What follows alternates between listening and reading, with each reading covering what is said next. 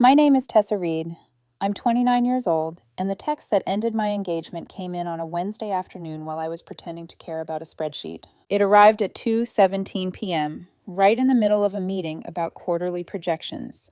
My phone lit up beside my laptop, and when I saw Brandon's name, I smiled automatically, the way you do with someone you've trained your body to trust before your mind has time to think.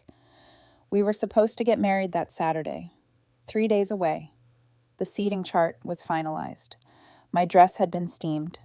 My mother had already called twice that morning to ask whether I was excited enough, as if excitement were a switch you could flip and not something fragile that had to survive other people. I glanced down and saw the first line. "Hey babe, just wanted to be transparent with you." Transparent. That word alone made something inside me go still. I opened the full message and read it once, then again, then a third time, slower. Brandon said Chloe had reached out. He said they'd been talking. He said she was going through a rough time because her father had cancer and needed support. He said he was going to spend Thursday and Friday night at her apartment just for closure before our wedding. He said nothing would happen. He promised. He said the wedding was still on. The message ended with "Love you," and for a second I just stared at those words, as if they had been sent by someone wearing my fiancé's face, but none of his shame. Chloe, his ex of 4 years. The woman he had once described as a chapter he'd outgrown, a lesson, a mistake, a person he only mentioned with the exhausted politeness people use for old injuries. He had sworn to me, more than once, that there was nothing unfinished there, no hidden door, no secret thread, no lingering pull. I sat in that conference room with my back straight and my pulse turning sharp and cold in my throat, while someone at the far end kept talking about revenue targets. Around me, people nodded, typed, sipped coffee, breathed ordinary air. And there I was, reading a message from the man I was supposed to marry in 72 hours, explaining that he needed 2 final nights with another woman before he could stand beside me and call it commitment. I didn't cry. That's the detail people always expect, as if betrayal only counts if it makes you visibly collapse. But what I felt wasn't collapse, it was clarity. Not all at once, not dramatically, more like a room slowly lighting up until you realize you were never safe in the dark. I typed back 4 words. Do what you need to do. I watched the typing bubble appear almost immediately. OMG, you're the best. I knew you'd understand. This is why I'm marrying you. So mature and secure. Can't wait to be your husband on Saturday. My husband. I almost laughed. There was something obscene about how relieved he sounded, like he had offered me a humiliation and I had gift-wrapped it into proof of my emotional maturity. I could practically hear his tone, warm, grateful, a little smug. Brandon had always liked the version of me that absorbed discomfort gracefully, the calm one, the accommodating one, the woman who didn't make scenes. He thought that woman had just agreed to wait while he spent 2 nights untangling himself in another bed. He was wrong. I put my phone face down beside my keyboard and looked at the meeting room window. The city outside was washed in that late afternoon light that makes glass towers look softer than they are.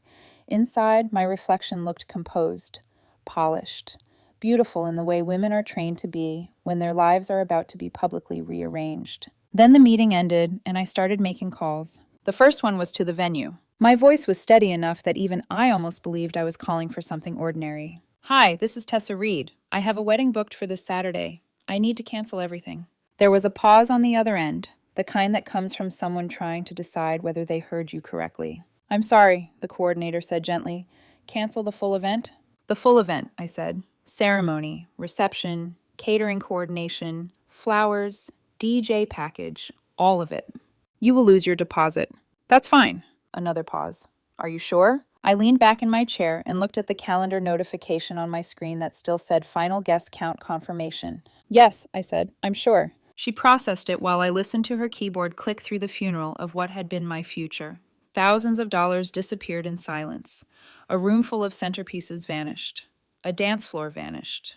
The playlist vanished. The cake table vanished. The illusion vanished. When she finished, she said, "I'm very sorry." That nearly got me more than the text had. Because pity, when it is deserved, lands differently than cruelty. "Thank you," I said, and ended the call before my voice could change. The second call was to the honeymoon resort in Hawaii.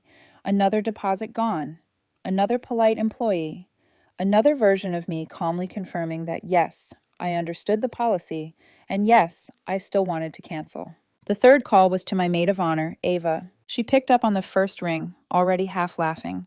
Tell me you're not calling to change napkin colors again. The wedding is off. Silence. Then, what happened? I forwarded Brandon's text. A full 10 seconds passed before she said very softly, "He did what?"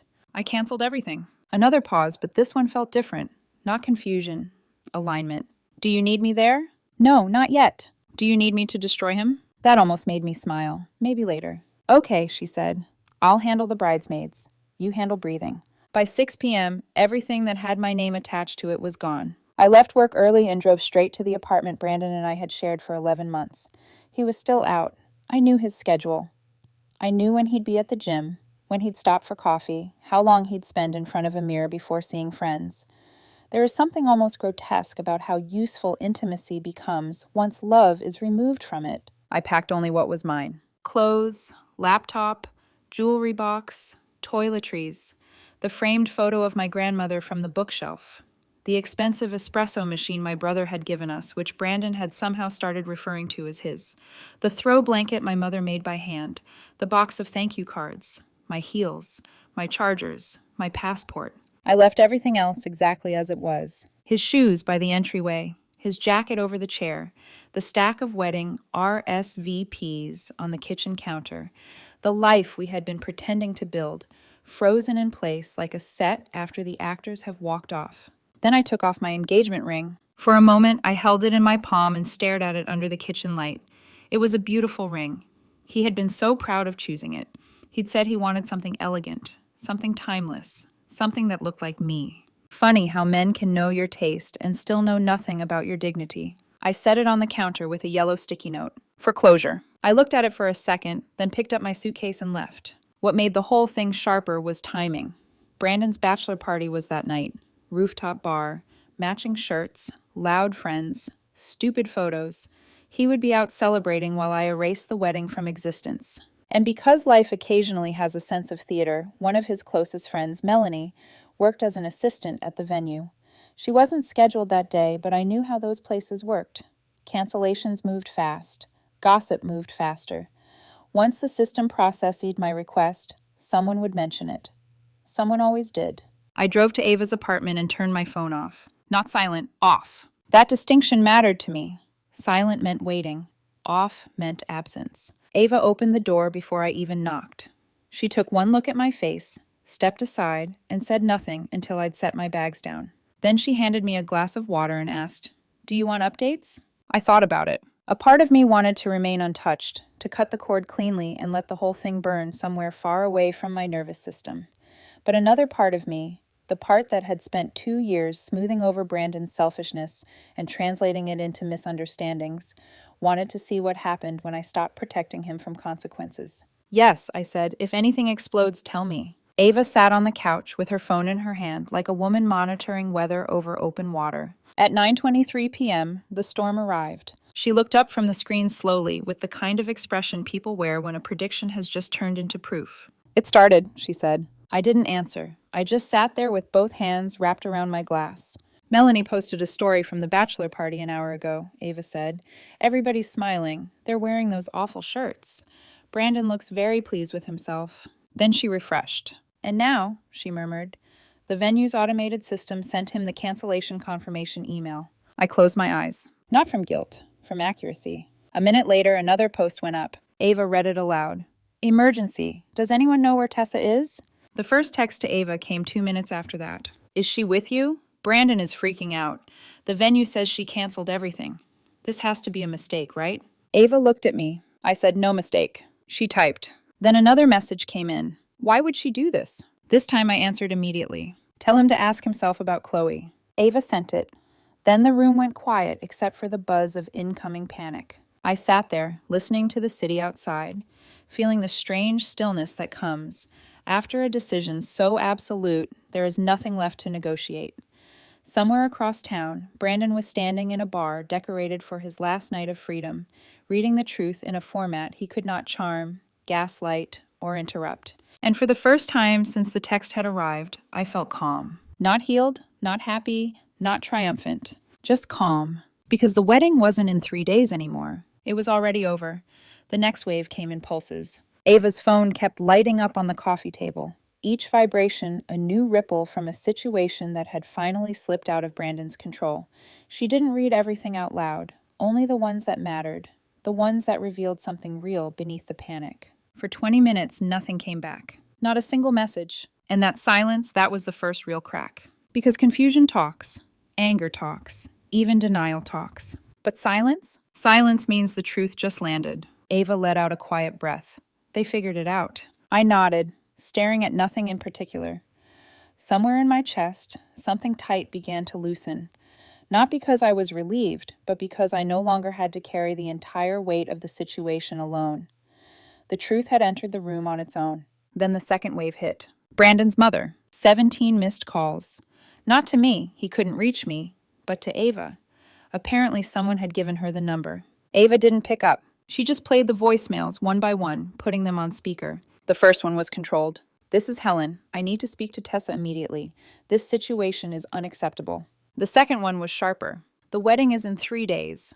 We have family flying in. Whatever this is, it needs to be fixed now. By the fifth message, the tone had shifted completely. This is ridiculous. She is overreacting. Brandon did nothing wrong. You tell her to turn her phone on right now. By the 10th, it was threats. We will take legal action if she thinks she can just cancel everything like this. Those deposits...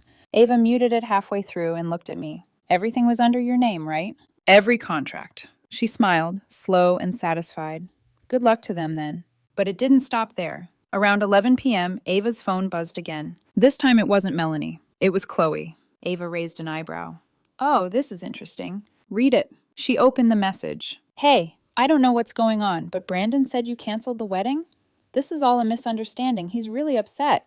I let out a quiet breath through my nose. Of course she would say that. A misunderstanding. As if words didn't mean what they meant.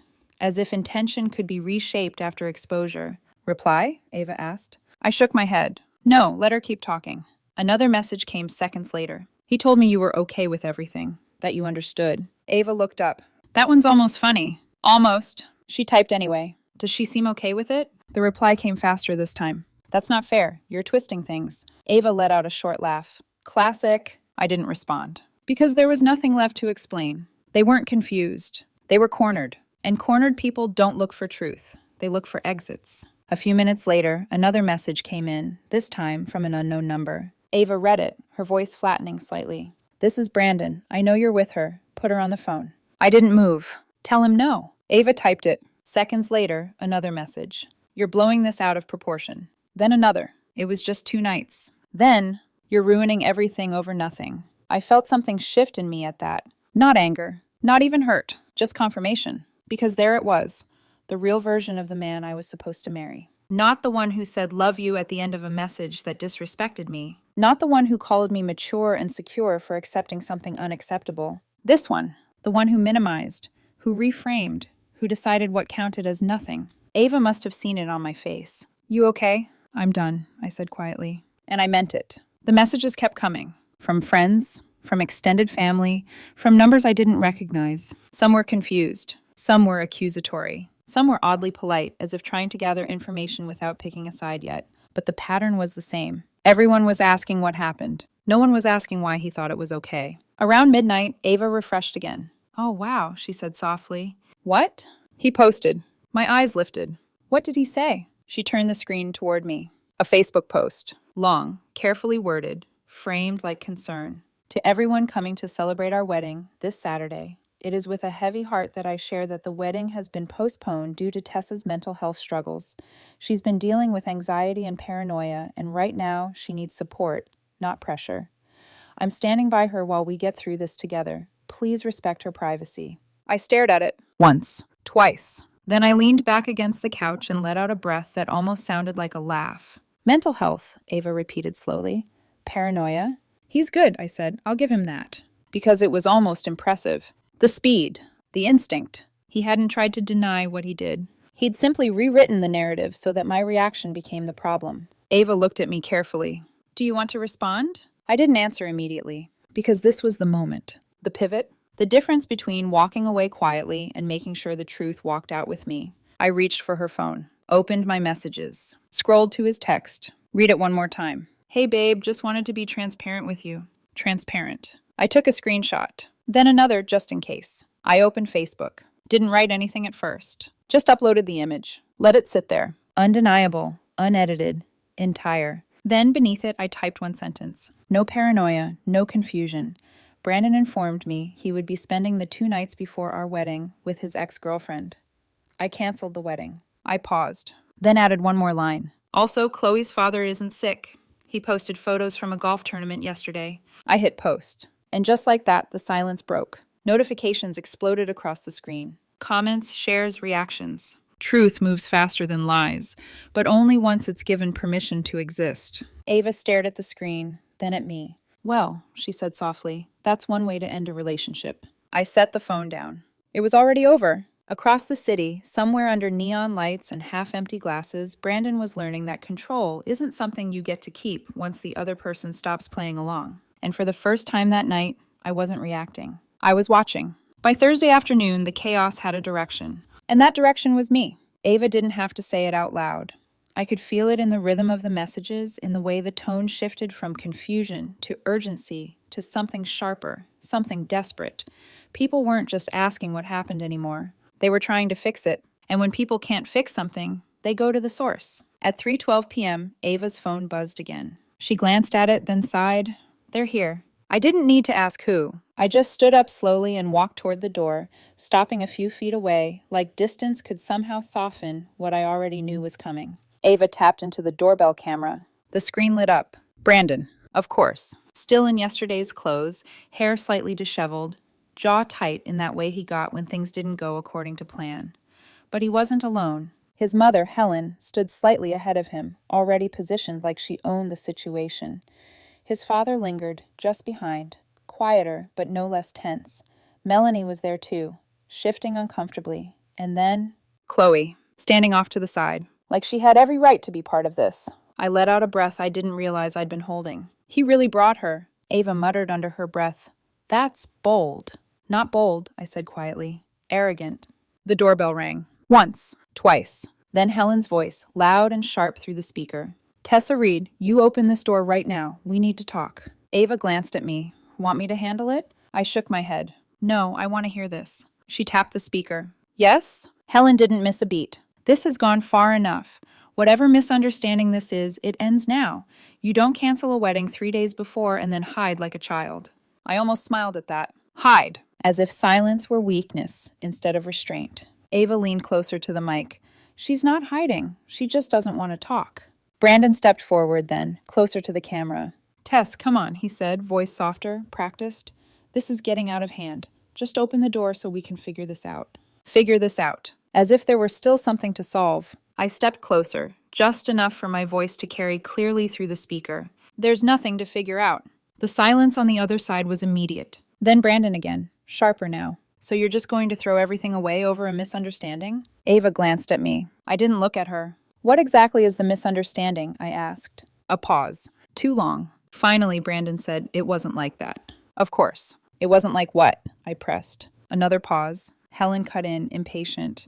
This is ridiculous. He explained everything. Chloe is going through a difficult time. He was being supportive. That's what good people do. I let that sit for a second. Supportive, I repeated. Yes, Helen said firmly, like the word itself should settle it. I tilted my head slightly, even though they couldn't see me. So supportive that he needed 2 nights alone with her before our wedding? Silence. Then Brandon again, defensive now. You're twisting it. It wasn't about that. I just needed to make sure there were no unresolved feelings before I got married. There it was. Honesty, finally. Ugly but honest. And were there? I asked. Nothing. No answer. No denial. Just silence stretching long enough to say everything he wouldn't. Ava let out a quiet breath beside me. I closed my eyes for a second, then opened them again. That's what I thought. His father stepped forward then, trying a different angle. Tessa, listen, he said, voice calmer. We have 150 guests coming. People have traveled. The rehearsal dinner is tonight. You can't just... She already did, Ava cut in smoothly. He ignored her. You're making a mistake you can't undo. I leaned closer to the speaker. No, I said quietly. I'm fixing one I almost made. That landed. You could feel it in the sudden stillness. Then Chloe spoke for the first time. Soft, careful. I think we're all just a little emotional right now. Ava's eyebrows shot up. I didn't react immediately. I just stared at the screen, at the woman who had somehow convinced herself she belonged in this conversation. You shouldn't be here, I said finally. Her expression flickered. I didn't. No, I interrupted, calm but sharp. You really shouldn't. Brandon stepped in again, irritation bleeding through now. Don't talk to her like that. I let out a short, quiet laugh. That's the part you have a problem with? Helen snapped. This is exactly what I meant. She's being irrational. I'm being very clear, I said. Brandon's voice rose slightly. Tess, you're embarrassing yourself. Just open the door so we can talk like adults. That word again. Adults. As if adulthood meant tolerating disrespect as long as it was explained politely. Ava leaned into the mic. Did you seriously bring the woman you were planning to spend 2 nights with to convince her to take you back? No one answered. Because there wasn't an answer. Brandon exhaled sharply. It wasn't like that. Ava didn't miss a beat. Then what was it like? I told you, he snapped. I just needed closure. With her, Ava said, in her apartment, for 2 nights. Silence again. Heavy this time. Cracking. Then his father tried once more. Look, we can still fix this. We can reschedule. People will understand. No, I said. One word. Clean. Final. And for the first time since they arrived, Brandon lost control. You don't get to do this, he snapped, voice rising. You don't get to humiliate me like this. There it was. Not confusion. Not regret. Humiliation. I felt something cold settle into place inside me. You humiliated yourself, I said quietly. That's not... You told your fiancé you were going to spend 2 nights with your ex before your wedding, I continued, steady. You don't get to decide how that looks. Helen stepped forwards again, furious now. We are going to make sure everyone knows what kind of person you really are. I almost smiled. You mean the one who posted the screenshots? That hit exactly where it needed to. Another pause. Another crack. Then Brandon said it. The thing he couldn't take back. I was doing you a favor by marrying you. The words hung there. Ugly. Raw. Unfiltered. Ava let out a soft, incredulous laugh. I didn't. I just stood there, very still. A favor, I repeated. No anger. No raised voice. Just clarity. Anything else? No one spoke. Not even him. Because sometimes people reveal themselves so completely there's nothing left to argue. After a moment, Ava muted the speaker. They're not going to leave, she said quietly. I nodded. That's fine. We didn't call security. We didn't escalate. We just waited. And eventually, like all performances without an audience, it fell apart. Voices lowered. Arguments turned inward. Footsteps shifted. And one by one, they stepped back from the door they were never going to walk through. But later that night, Ava's phone buzzed again. She looked at the screen, then at me. You're going to love this. What? She turned it toward me. Brandon's story. A photo. 2 wine glasses. A familiar couch. And the caption, sometimes the universe shows you where you're meant to be. I stared at it for a long second. Then I leaned back, exhaled slowly, and closed my eyes. Yeah, I said softly. It really does. Friday morning didn't feel like the day before a wedding. It felt like the aftermath of something that had already burned down. I woke up on Ava's couch to sunlight cutting through the blinds in thin, sharp lines. For a few seconds, everything was quiet. No messages, no voices, no reminders. Then Ava's phone buzzed. And reality came back. She picked it up, scanned the screen, and let out a slow exhale. They're at the country club. I sat up, pushing my hair back. Already? It gets better, she said, her tone shifting into something dangerously close to amusement. They're trying to use your reservation. Of course they were. I didn't even need the details to picture it. Brandon standing there, confident at first, then irritated, then defensive. His mother stepping in, louder, sharper, trying to force control over a situation that had already slipped out of her hands. Ava's phone rang. Unknown number. She answered, put it on speaker, and set it on the table between us. Hello? Hi, a polite, strained voice said. This is the manager at Lakeside Country Club. Am I speaking with Miss Reed? That depends, Ava said lightly. What do you need? There seems to be some confusion regarding a rehearsal dinner reservation under your name. Mr. Patterson is here, insisting the event is still scheduled for tonight. I leaned forward slightly. No confusion, I said. It's canceled. There was a brief pause, then the manager spoke again, more carefully. He mentioned he would be covering the cost himself. That's fine, I replied, but it won't be under my reservation. Understood, he said quickly. There's just one more issue. He asked if we could charge the original card on file. No. The word came out sharper than I intended, but I didn't soften it. No charges, no access, no connection to me whatsoever. Another pause. Then faintly in the background, raised voices. Helen. Even through the phone, her tone carried. This is ridiculous. We have guests coming. The manager lowered his voice. She's requesting to speak with you directly. I'm good, I said. You have everything you need. Yes, ma'am. The call ended. Ava looked at me, eyes bright. You handled that beautifully. I leaned back again, strangely calm. They're not used to hearing no. That's becoming very clear. An hour later, another call came through. Different number. I didn't answer at first. Ava raised an eyebrow. You want me to? I shook my head. No, I'll take this one. I picked up. Hello? A pause. Then Brandon's father. Tessa, it's me. His voice sounded older than it had yesterday, heavier. I figured. He exhaled slowly. I'm at the country club. They're threatening to call the police. I closed my eyes briefly, not surprised, just tired of the pattern. Okay, I said. Is this really what you want? He asked. I opened my eyes again. I don't want anything, I said quietly. I'm just not stopping them from dealing with the consequences. That's not fair, he said, but there was no real force behind it. You're destroying his life. I almost laughed. He did that himself. A pause. Then, softer. He said it was just 2 nights. There it was again. Minimization. Reduction. As if the number mattered more than the meaning. Did he tell you where he was last night? I asked. Silence. Longer this time. He posted from Chloe's apartment, I continued, after the wedding was already canceled. Nothing. And in that silence, I could hear it, the shift. The moment when denial starts to crack under the weight of something undeniable. I see, he said finally. Do you? He didn't answer. The line went dead. Ava studied my face carefully. That one hit him. It should have, I said. But the real spectacle didn't happen until later. Because when people lose control privately, they try to reclaim it publicly. And Brandon chose the worst possible way to do that. Friday night, around 10 p.m. Ava's phone lit up again. She didn't even need to explain this time. Liv, she said simply. He's live. I sat up straighter. Play it. She tapped the screen, and suddenly Brandon's face filled the room. Messy hair, red eyes, a glass of something dark in his hand. And that look, that mix of anger and desperation that comes from someone who realizes the narrative isn't theirs anymore. I just want everyone to hear the truth, he was saying, voice uneven.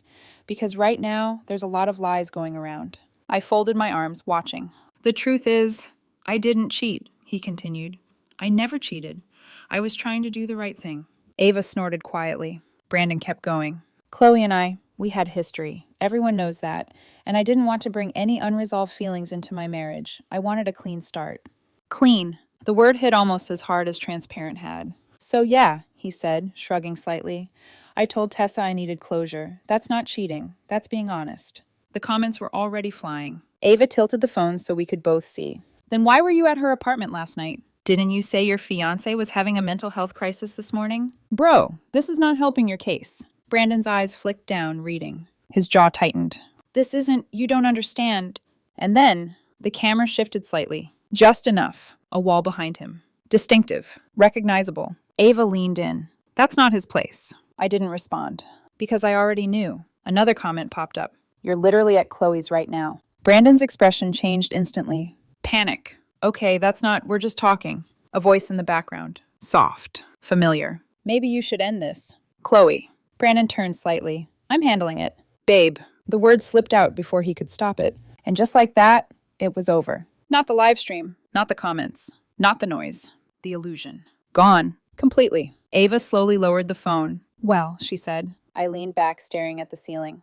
There's your closure. Across the city, Brandon was still talking. Still explaining. Still trying to reshape something that had already collapsed. But it didn't matter anymore. Because the truth wasn't hidden. It wasn't twisted. It wasn't controlled. It was just there. And for the first time since Wednesday afternoon, I felt something close to relief. Not because it was over, but because there was nothing left to question. Saturday morning arrived without ceremony. No hair appointments. No makeup chair. No dress hanging by the window waiting for light that would never matter. Instead, I woke up to the quiet hum of mountains. I had left the city late Friday night. No announcement. No explanation.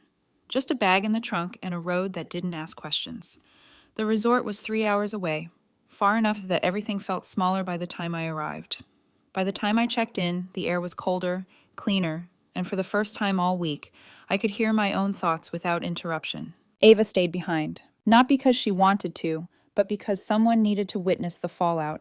And there was fallout. A lot of it. By 10 a.m., my phone, now finally turned back on, started lighting up again. Not with messages from Brandon. Not anymore. These were different. Muted. Confused. Guests. Relatives. People who had already dressed for a wedding that no longer existed. I didn't respond. I didn't need to, because Ava was already updating me. They showed up, she texted. I sat on the balcony, wrapped in a blanket, staring out at the mountains. How many? About 30 so far. 30. Out of 150. That number said everything.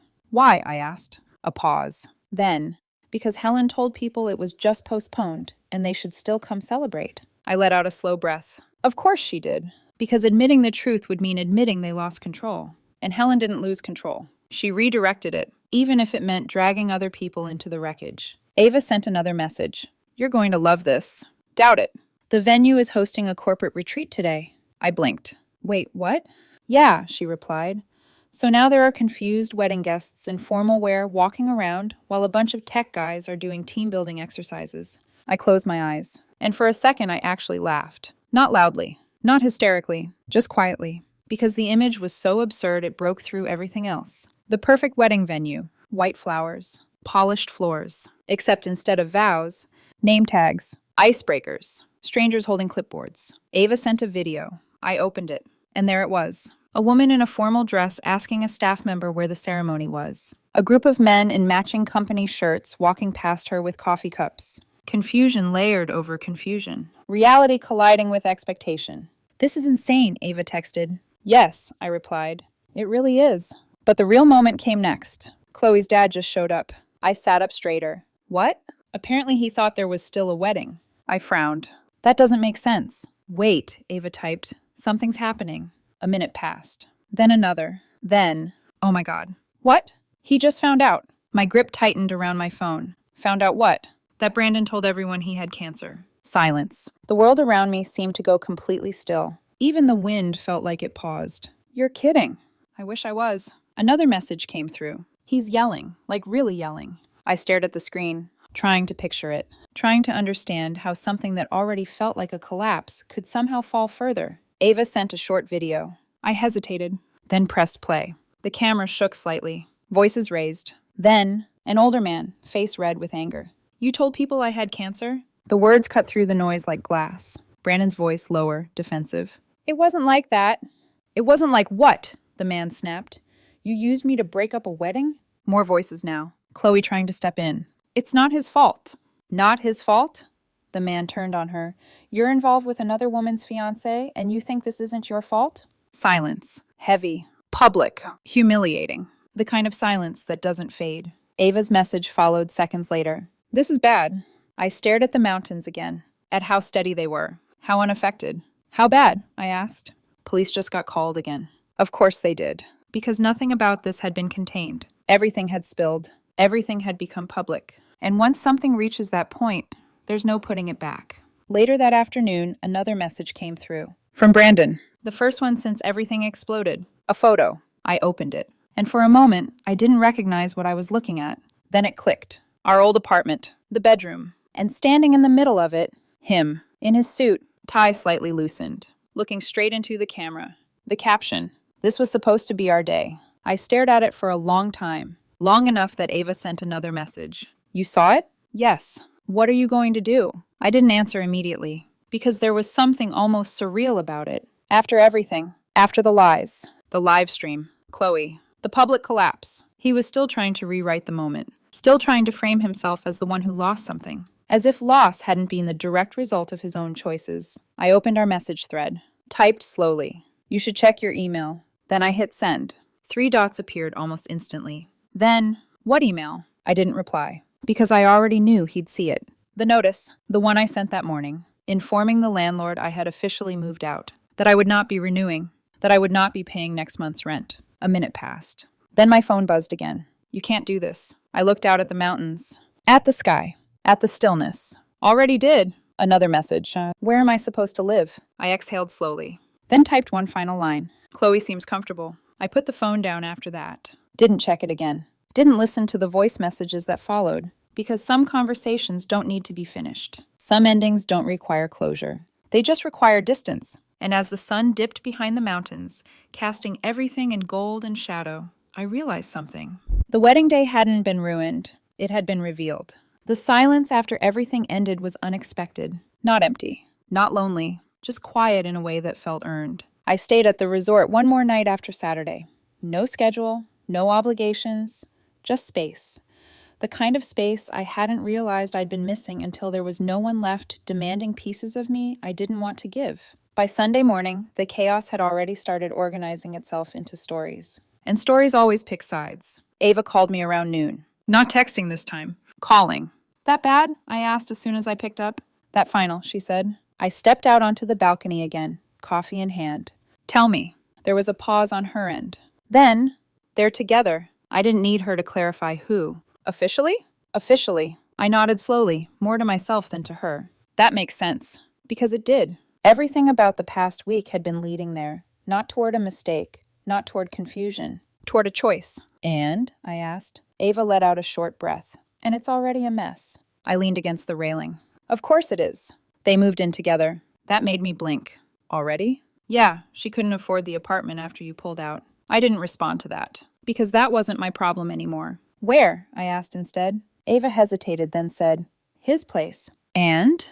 His mom's basement. I closed my eyes briefly. Not out of judgment. Just clarity. Because sometimes reality corrects illusions faster than anything else ever could. What about his parents? I asked. That's where it gets interesting, Ava said, and I could hear the shift in her voice, the part of her that had been watching everything unfold like a slow-motion collapse. They're separating. That surprised me. Seriously? Yeah, his dad found out everything. Everything? Everything, she repeated. About Chloe, about the lie, about the closure, about how his mom was pushing him toward her because she thought Chloe had money. I straightened slightly. Wait, what? Apparently, Ava continued, she thought Chloe had some kind of settlement or family wealth. That's why she never liked you. I let out a quiet breath. There it was. The missing piece. It had never just been about Brandon. It had been about perception. About value. About what people thought they could gain. And when his dad found out? I asked. He lost it, Ava said simply.